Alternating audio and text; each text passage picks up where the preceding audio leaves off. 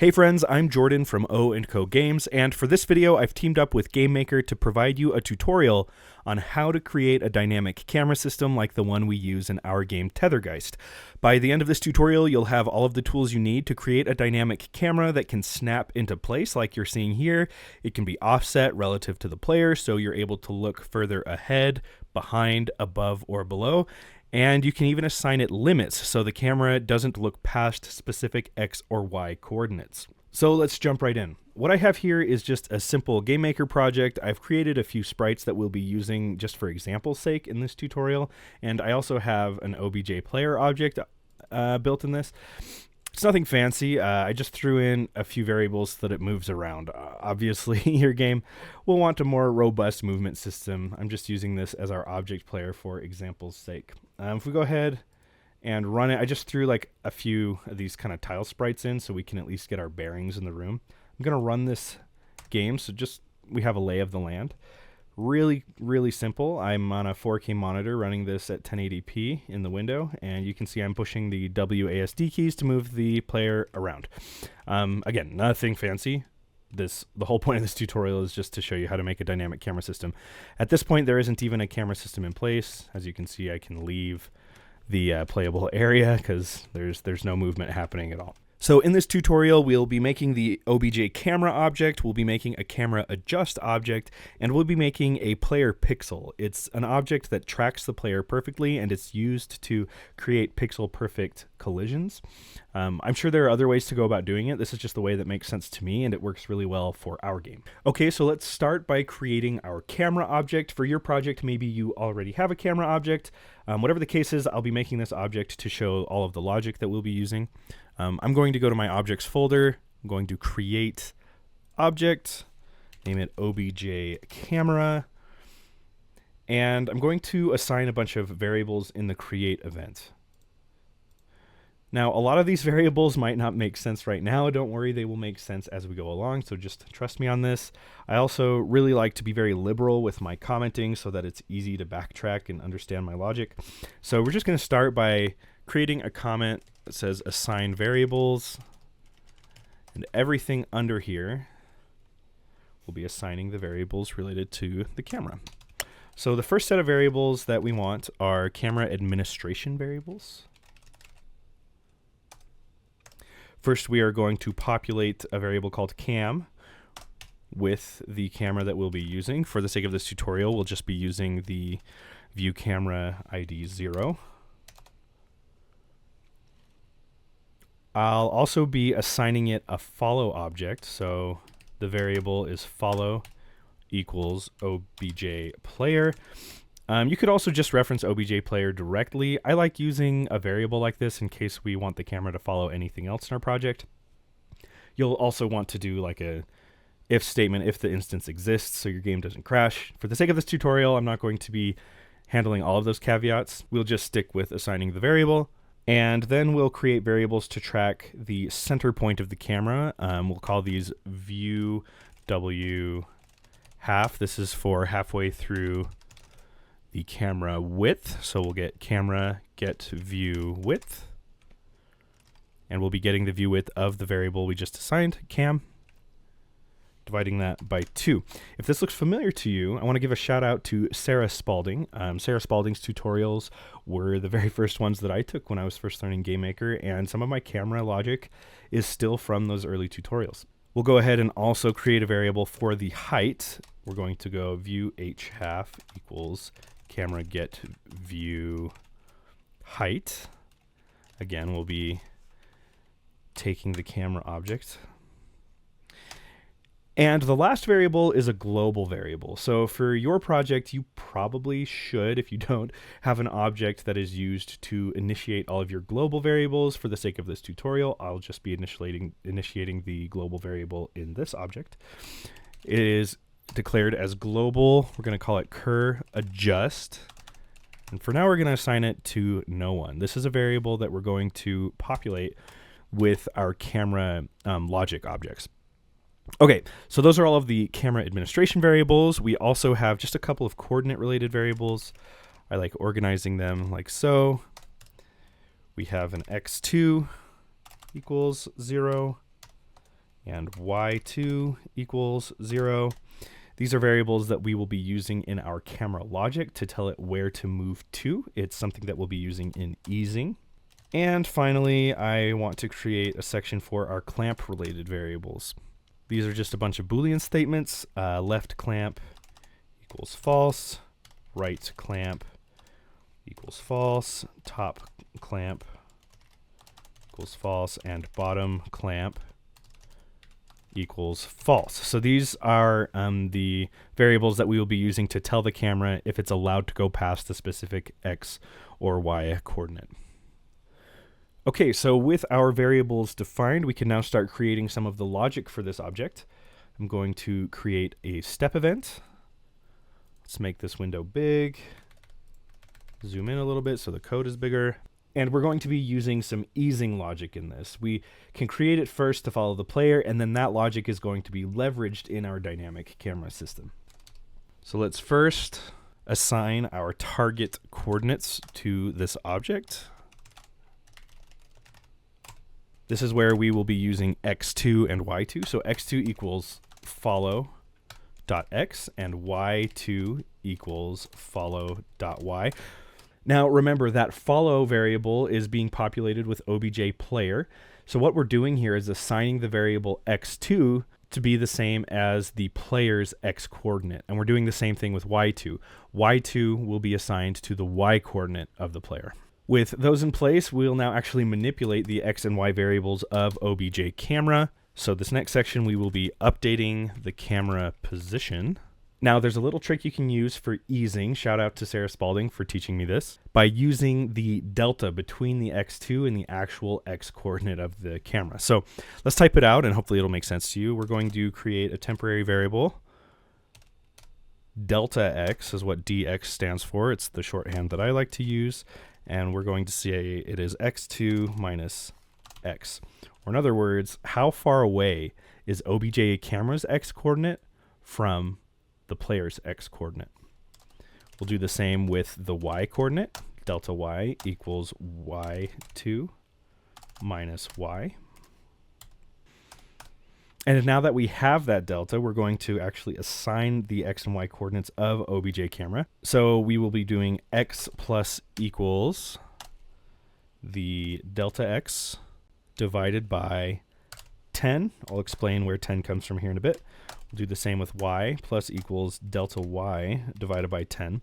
Now what this is doing is adding the difference to the x variable divided by 10, right? We're dividing that difference by 10. Or in other words, it's moving 10% of the distance to get to its final destination. So this creates that easing effect. We also want to make sure the camera never leaves the room. So I'm going to create a little bit of a safety net logic here to keep the camera in the room. We'll just clamp the x coordinate. We'll use the clamp function. Clamp x to either be at a minimum, it won't go below 0 plus view width half, and it won't go past room width minus view width half. So for those of you unfamiliar, the clamp function takes a variable and tells it you cannot go below this value, you cannot go above this value. If you are either below this value or above this value, it will assign it to said value. So this is just preventing the camera from ever going too far to the left, so that's out of the room, or too far to the right, at least the camera object. We'll be doing the same with y. We'll be clamping that. Clamp y to be 0 plus view height half and max room height minus view h half. Okay, now that we have updated the camera object position, we have to actually assign that to the camera being used in the game. So this next part is to tell the view to follow this object's coordinates. And we'll do that with camera set view pos or position cam. The x position will be x minus view w half, and the y position is y minus view h half. So this logic assigns the coordinate to the center of the screen. Now let's go ahead and put this camera in the room. We'll put it on our camera layer. And let's run it just to make sure that's moving smoothly. So there's my player object. You can see that if I come to the edge of the room, the camera doesn't go any further. And if I move my object, the camera follows. Now, for the sake of example, just so you're aware of like what this denominator is doing, if we say 20, now we're dividing it by 20. Now it's moving 1/20th of the distance per frame. So it's going to move a little slower, a little more lazily. If we run that, you can see the camera is a lot softer, right? So this is something that will depend on your game, right? If it's a pixel game, maybe that number's lower. If it's a higher resolution game, maybe that number's higher. You'll have to find what feels good for your game. For the sake of this tutorial, I'm going to keep it at 10, just because I like how snappy that feels. Okay, so now that we have the basic camera logic in place, let's go ahead and create our adjust object. So I'm going to come over to my objects folder, create object. I'm going to name this obj cam adjust. And I'm going to give it the sprite that I had pre-built in this project, SPR cam adjust. And what is this sprite? So I created a sprite that is the exact size of my viewport. So depending on the resolution of your game, you'll want to create this in a different size. You don't necessarily have to. I just find it to be a very good kind of baseline when I bring it into the room so that I always know precisely the size of the playable screen. So anyway, let's come into this object. Now, we're not actually going to create any events in this window. We're going to use this variable definitions drop down here. We're going to add 4 variables. These are variables that should have names that look familiar to you. We're going to be naming it left clamp, creating a Boolean out of that. We can leave that true. Right clamp, we can leave that true. Top clamp, and bottom clamp. We will also be adding a couple more variables. One of them is X offset. The other is, you guessed it, Y offset. These will be the variables that we use to tell the camera to look forward or backwards, up or down in relation to the player. And that's it. There are no other events needed for this object. It's just an object that will be holding variables that you'll be passing to the camera. Okay, and we will also create one more object. I'm going to create obj player pixel. In your game, you might want to make this invisible. We'll just leave it visible for now. I'm going to assign it a sprite that I've pre-created, SPR pixel. It is a 1x1 sprite that is literally just a single pixel, okay? And the main thing this is used for is just telling the camera which adjustment object is currently being used. So we'll come back to the obj player pixel, and we will add a step event to it. And the step event will just be following the player precisely, okay? So x equals obj player dot x, y equals obj player dot y. Now, some games, depending on the types of acceleration or deceleration variables you have, some games that could be a decimal. And for the sake of simplicity, I like to round it so that we always land on a specific pixel.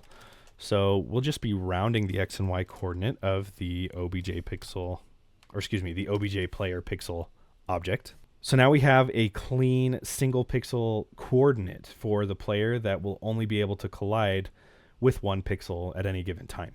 And finally, we'll create some code where this pixel will tell the camera which adjustment object to reference.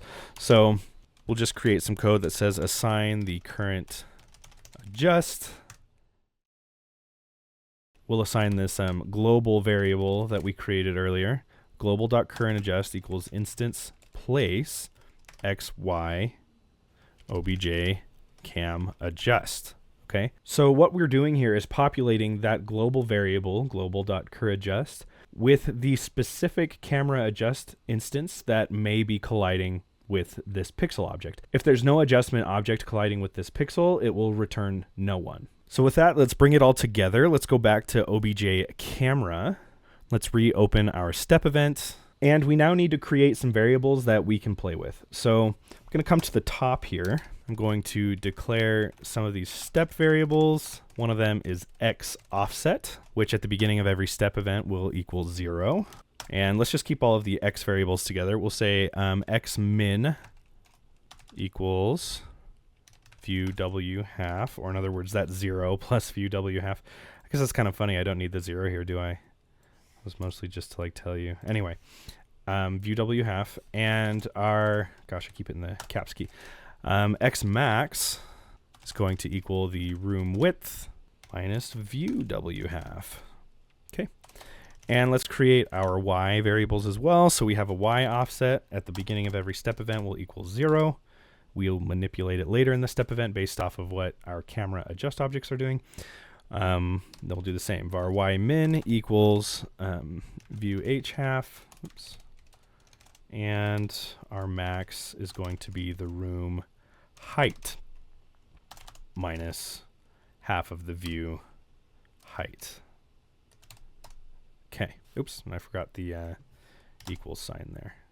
Space these out so that all looks clean. Okay, and the last thing that I want to do is just populate a local variable with the current adjust. So let's do global.cur adjust, so we can just play with it directly in here. Var ca equals global.current adjust.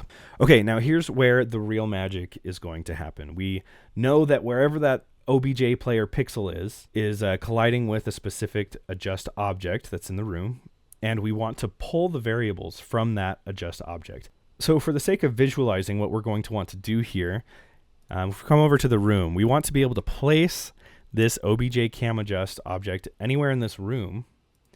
We'll double click it, and now we have these variables that we can manipulate. So we want to be able to say, hey, if the player is within this bounding box, okay, I want the camera to follow whatever logic I'm dictating by this adjustment object.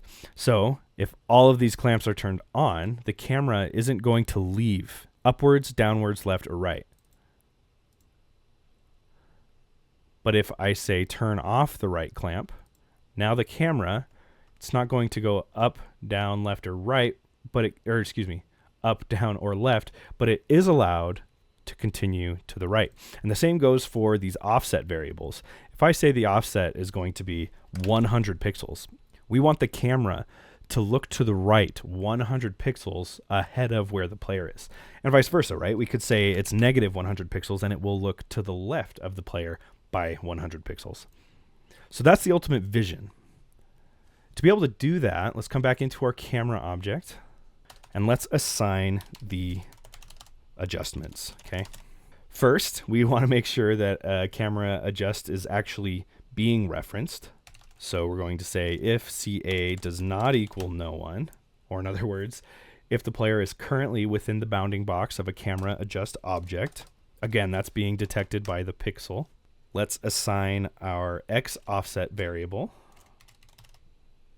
to equal the adjust offset variable. So that's X offset.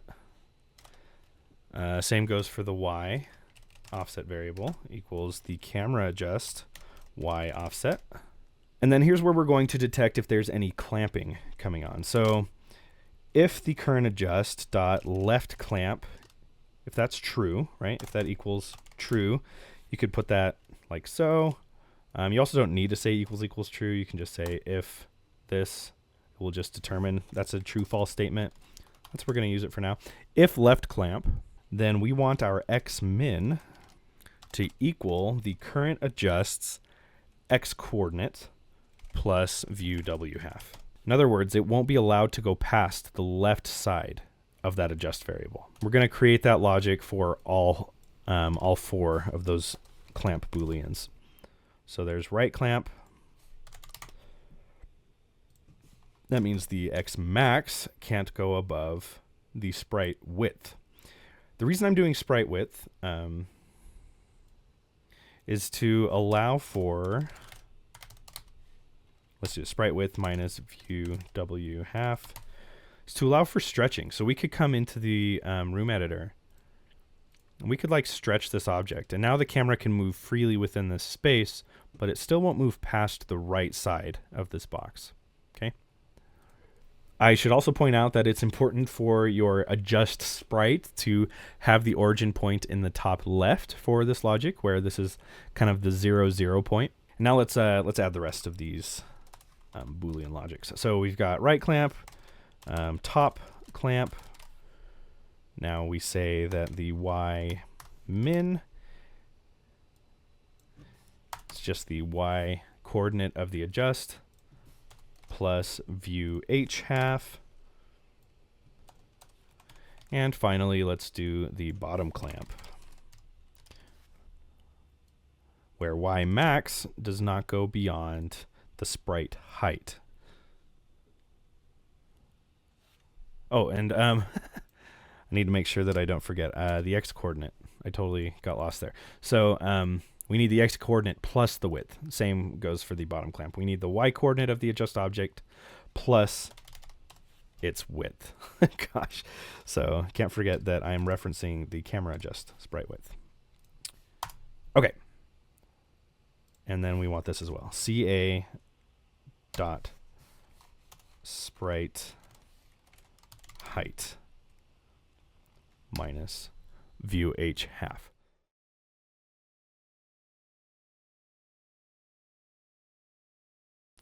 So now we're telling the camera that it cannot go below the bounding box of the adjust object if the Boolean variable of the adjust object, bottom clamp, is set to true. So now that we have all of these variables, we need to actually bring them into the camera logic. So let's scroll back down. So initially, this is just following the player x and y coordinate exactly and putting it right in the center of the screen. Now we want to offset it. So we're going to add x offset, that variable that we declared before.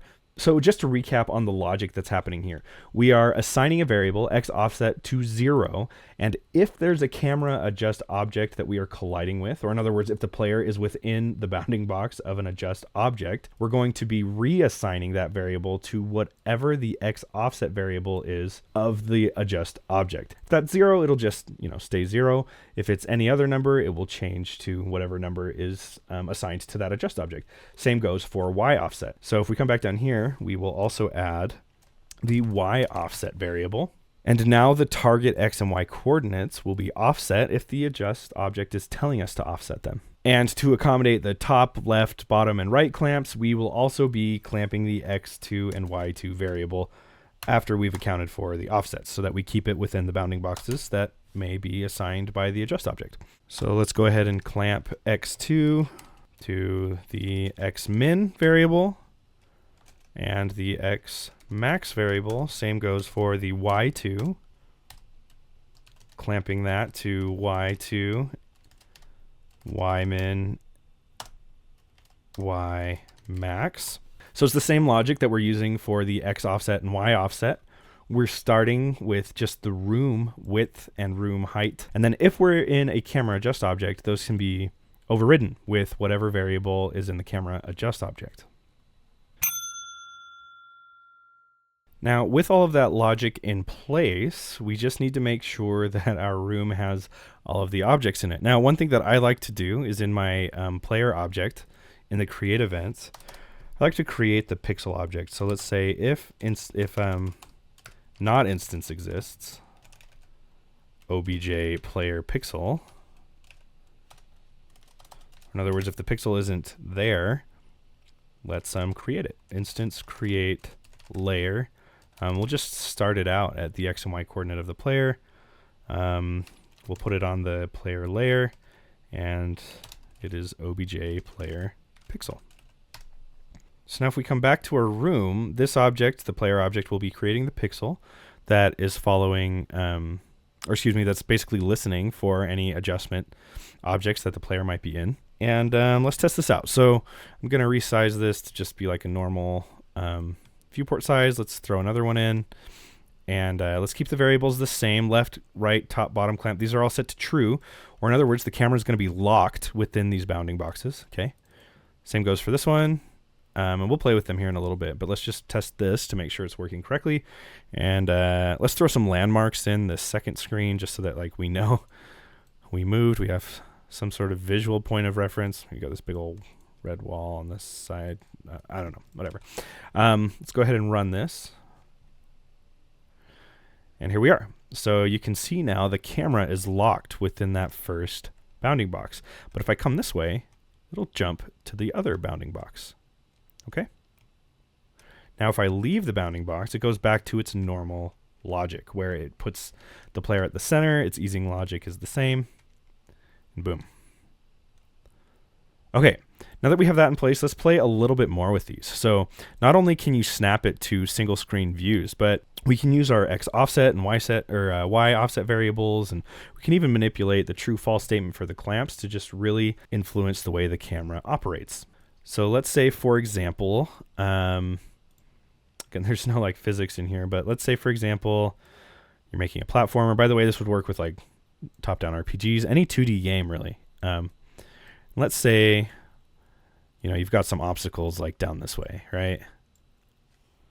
You want your player, when he's up here, to be able to look downwards. So I'm going to place this here. Anytime the player is within this bounding box, this logic is going to dictate how the camera behaves. And you can see that the objects that we want to play with are maybe bigger than the viewport. So maybe we do something like this, okay? And I don't know, let's throw this in and say this kind of like is some sort of runway. Now, I'm going to come into my camera adjust object. We could keep all the clamps the same. I think what I'm going to do, just for the sake of example, is turn off the right clamp so that we allow the camera to look past the right side of the bounding box. Okay. And let's create an X offset. Let's have it look down by, let's do something noticeable, like 128 pixels looking to the right. And then for the Y offset, let's have it look 128 pixels downwards. And let's just leave this one the same, the way that it was before. So what's going to happen now, I'm just kind of throwing landmarks in. What's going to happen now is while the player is in this bounding box, it's going to look down and to the right because of the X and Y offset variables that we've declared. And it's going to let us look past this bounding box. But the second the player crosses into this bounding box, it's going to snap it to this bounding box, and this one will take over. So let's go ahead and run that. Now you can see my player is offset. He's looking downwards, okay? And I can look ahead as well. Then when I enter here, boom, it snaps to that area, okay? Now, there are a lot of other things that you can use this framework for. I've changed like the denominators of the easing. So where is that? If we come over to this 10 here, this could be a variable that is declared by your adjust object, where maybe say you want the X coordinate to snap faster than the Y coordinate, or you want the camera to behave more lazily in some areas than others. You can change the variable there. Basically, this is just kind of the groundwork for giving you whatever you need to adjust your camera's behavior. You'll be able to come in to your adjust object, create and assign variables that are then passed to the camera to tell it how to behave. Okay, so before I wrap up this tutorial, I want to call your attention to a new feature in GameMaker. This video is basically sponsored by GameMaker. It's something really cool that they've worked on that I'd love to see more people using, so I figured I'd just kind of bring it up here in this tutorial. It's the new UI layer that you can place in the room, where you can actually edit the UI of your game directly in the room editor. So I just, like, for the sake of this example, threw in some kind of stereotypical heart UI. Here, I'll throw some tiles in just so we can kind of watch it in action. You can see here that it's just following the UI. Nice and clean. So there's all sorts of cool stuff. I honestly wish that this feature was available when I started making TetherGeist. I could have avoided so much heartache when I manually created the full UI for TetherGeist. So anyway, if your game uses a UI, go check this feature out. I think it could be really powerful. Anyway, it's probably about time I wrapped this video up. With the camera adjust and pixel objects we made in tandem with the camera object, you should now have everything you need for a strong foundation for your very own dynamic camera system. If you liked this tutorial and want to continue improving your skills in GameMaker, consider subscribing. I've personally used many of the tutorials found on this channel myself. And with that, I'm signing off. Now go make your game. You got this.